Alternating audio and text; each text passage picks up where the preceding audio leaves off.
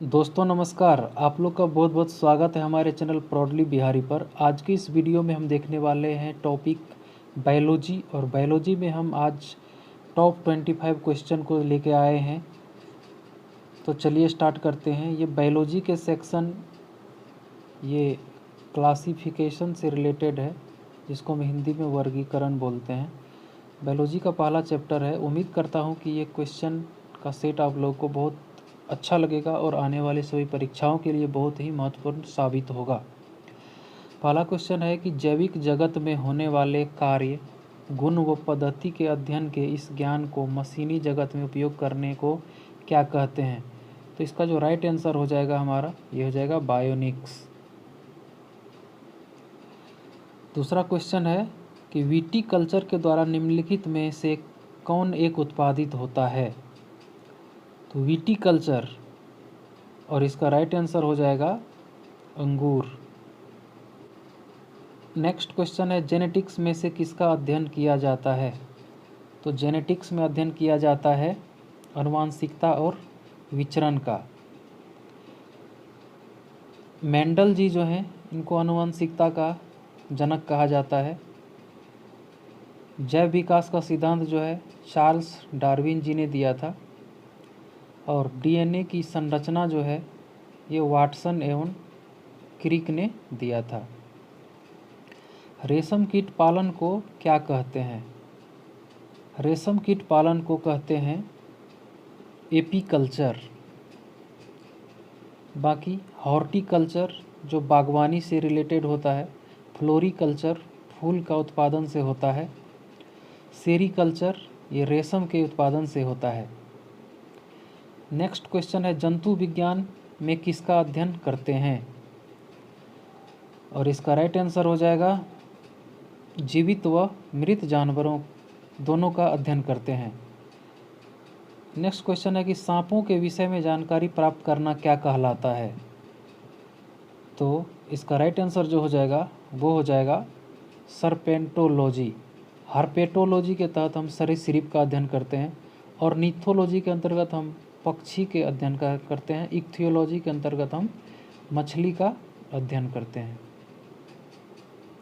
Next question है वृद्धावस्था एवं काल प्रभाव के विषय में ज्ञान प्राप्त करने की विधा को क्या कहते हैं। और इसका राइट आंसर हो जाएगा जेरेंटोलॉजी। ठीक है। ऑन्कोलॉजी जो होता है इसके तहत हम कैंसर का अध्ययन करते हैं, और निथोलॉजी में पक्षी का अध्ययन करते हैं। नेक्स्ट क्वेश्चन है कि कीट संवर्धन क्या है। और इसका राइट आंसर हो जाएगा कीटों की वृद्धि करने का विज्ञान कीट संवर्धन कहलाता है। नेक्स्ट क्वेश्चन है मधुमक्खी का उपयोग किया जाता है। तो मधुमक्खी का उपयोग किया जाता है एपीकल्चर में। मधुमक्खी पालन एपीकल्चर कहलाता है। सेरीकल्चर में रेशम के कीड़ों का उत्पादन को सेरीकल्चर कहते हैं। पीसी कल्चर जो है, पीसी कल्चर में हम लाख के कीटों का अध्ययन करते हैं। नेक्स्ट क्वेश्चन है कि सूची 1 से सूची 2 को सुमेलित करना है। पक्षी के अध्ययन को हम बोलते हैं ऑर्निथोलॉजी, वंशागति के अध्ययन को हम बोलते हैं जेनेटिक्स, पर्यावरण के अध्ययन को हम बोलते हैं इकोलॉजी, और जीवाश्म के अध्ययन को बोलते हैं पैलियोबायोलॉजी। तो इस तरह हमारा राइट आंसर जो हो जाएगा वो हो जाएगा बी। नेक्स्ट क्वेश्चन है इनमें से बेमेल को ज्ञात कीजिए। तो इसमें ऑप्शन है फिजियोलॉजी, पैथोलॉजी, साइकोलॉजी और बैक्टीरियोलॉजी। तो इसका राइट आंसर जो हो जाएगा वो हो जाएगा बी। देखिए साइकोलॉजी जो है मनोविज्ञान या मनोवृत्ति से रिलेटेड होता है, जबकि ये फिजियोलॉजी, पैथोलॉजी और बैक्टीरियोलॉजी ये बायोसाइंस के तहत आते हैं। पेडोलॉजी निम्न वैज्ञानिक अध्ययन से संबंधित है। तो पेडोलॉजी जो होता है वो मिट्टी के अध्ययन को पेडोलॉजी बोलते हैं। ठीक है। निम्नलिखित में कौन सा एक सही सुमेलित नहीं है। फूलों की खेती, फूलों की खेती को फ्लोरिकल्चर बोलते हैं, सही है। फसल की खेती को एग्रोनॉमी बोलते हैं, बिल्कुल सही है। सब्जी की खेती को हॉर्टिकल्चर नहीं, सब्जी की खेती को हम ओलेरीकल्चर बोलते हैं। फलों की खेती को पोमोलॉजी बोलते हैं। हॉर्टिकल्चर के तहत बागवानी को अध्ययन किया जाता है। फूलों के अध्ययन को क्या कहते हैं? तो फूलों के अध्ययन को कहते हैं एंथोलॉजी। हाइड्रोपोनिक्स क्या है? मृदाविहीन पादप संवर्धन, पादप में कलम लगाना, सब्जियों का अध्ययन या जल संरक्षण। तो हमारा हाइड्रोपोनिक्स जो होता है, मिट्टी के अलावा, मिट्टी को छोड़कर जब जल में किसी हम पादप को उगाते हैं तो उसको हाइड्रोपोनिक्स कहा जाता है। नेक्स्ट क्वेश्चन है, वर्मी कल्चर में प्रयुक्त वर्म होता है। तो वर्मी कल्चर में जो प्रयुक्त वर्म होता है इसको क्या बोलते हैं? इसका ऑप्शन जो है tape worm, thread worm, silk worm या अर्थ वर्म। तो इसका राइट आंसर जो हो जाएगा वो हो जाएगा अर्थ वर्म। जो हमारा कृमि या केंचुआ होता है वर्मी कल्चर बोलते हैं।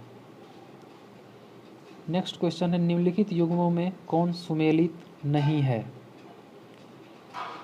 एपीकल्चर शहद की मक्खी पालन को बोलते हैं, सेरीकल्चर रेशम को बोलते हैं, पीसीकल्चर लाख का कीड़ा को बोलते हैं, और हॉर्टिकल्चर में बागवानी को लगाया जाता है। फूल के अध्ययन को हम बोलते हैं एंथोलॉजी। कीटों के वैज्ञानिक अध्ययन को क्या कहते हैं? तो कीट का जो वैज्ञानिक अध्ययन होता है, कीट के वैज्ञानिक अध्ययन को हम एंटोमोलॉजी कहते हैं, एंटोमोलॉजी। अस्थियों के अध्ययन के विज्ञान की शाखा किसके अंतर्गत आता है? तो अस्थियों के विज्ञान की जो शाखा होता है, अस्थियों के अध्ययन विज्ञान की शाखा जो होती है वो होती है ऑस्टियोलॉजी। और नेक्स्ट क्वेश्चन है हमारा, लिथोट्रोप्सी क्या है? लिथोट्रोप्सी क्या है? इसका जो सही आंसर हो जाएगा वो हो जाएगा गुर्दे की पथरी को किरणों द्वारा तोड़ने की जो क्रिया होती है उसको लिथोट्रिप्सी कहते हैं। नेक्स्ट क्वेश्चन है, निम्नलिखित विषयों में से कौन सा विषय जनसंख्या मानव जाति के महत्वपूर्ण आंकड़ों के अध्ययन से संबंधित है? और इसका राइट आंसर जो हो जाएगा वो हो जाएगा जनांकीकी। नेक्स्ट क्वेश्चन है कि सब्जी के लिए काम आने वाले पौधों के अध्ययन को क्या कहते हैं? तो इसको हम कहते हैं ओलेरीकल्चर। ओलेरीकल्चर के तहत सब्जी के पौधों को उगाया जाता है। उम्मीद करता हूँ कि 22 क्वेश्चन का यह सेट जो कि रिलेटेड था बायोलॉजी के क्लासिफिकेशंस के अंतर्गत, अगर हमारे वीडियो आपको पसंद आता है तो हमारे चैनल को सब्सक्राइब कर दीजिए, वीडियो को लाइक कीजिए और अपने दोस्तों के बीच शेयर कीजिए। इस वीडियो को देखने के लिए आपका बहुत बहुत धन्यवाद। Thank you.